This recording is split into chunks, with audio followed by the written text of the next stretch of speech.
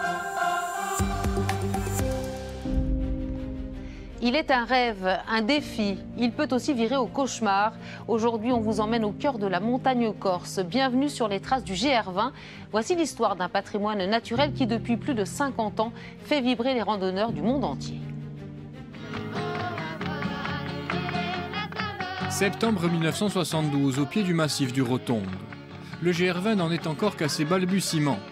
Et le parc naturel régional a été créé quelques mois plus tôt. L'été, lui, semble s'être envolé depuis bien longtemps. Pas de quoi effrayer les personnes qui se sont déplacées pour l'occasion, le lancement d'une formation d'accompagnateurs en montagne.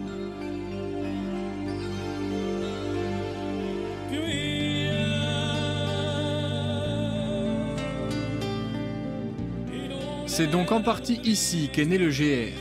Le début d'une longue histoire teintée de beauté et de courage, mais aussi jonchée de souffrance et même de drame. Nous avons été prévenus qu'on avait trouvé un corps sur le GR20 à proximité du col de la Paro.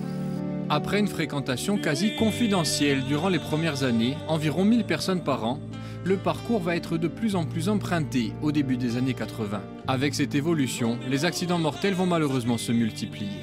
Mais en août 82, le drame éclate. Boniface est en feu, 3000 hectares sont parcourus par les flammes et 4 randonneurs italiens périssent carbonisés dans cet incendie. Le tracé du parcours est basé sur les antiques chemins de transhumance.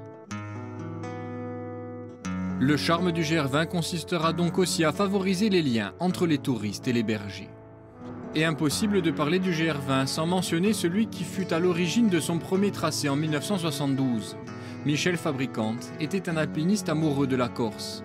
Sur ces images tournées en 1994 à Petrapiana, c'est-à-dire sur le refuge le plus ancien du parcours, un hommage posthume lui avait été rendu. Il a fait le GR20, il a fait aimer et découvrir et connaître la montagne corse directement à des centaines et des centaines de personnes, indirectement à des milliers, voire à des dizaines de milliers de personnes.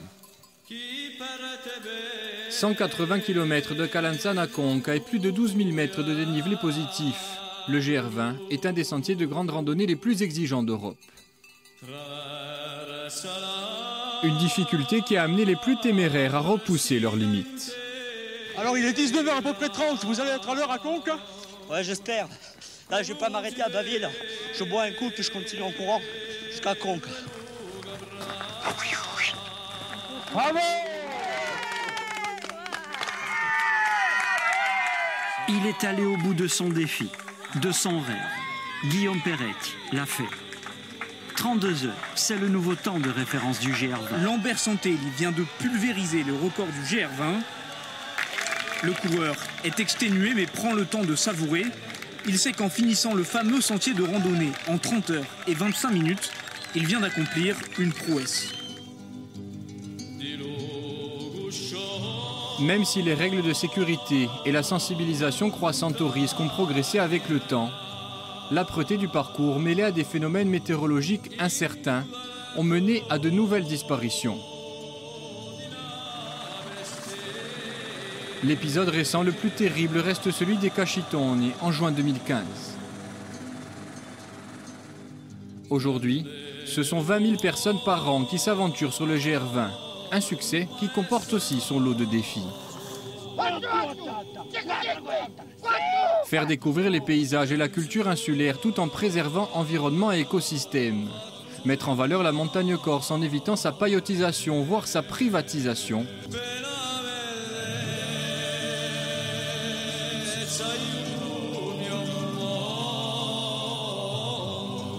Le chemin de crête est étroit, mais la beauté de ce monde mérite bien de s'y employer.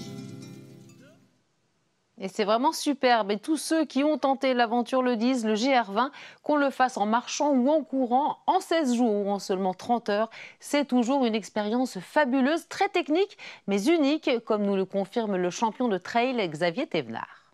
Quand on est sur le tracé du GR20, il y a peu de présence en fait, humaine. On a le balisage, certes, mais il n'y a pas des villages à tous les kilomètres.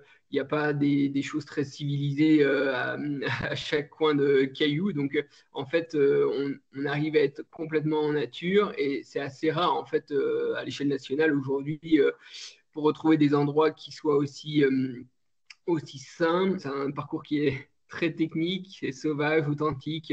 Et pour un trailer assez engagé, c'est vraiment quelque chose de difficile.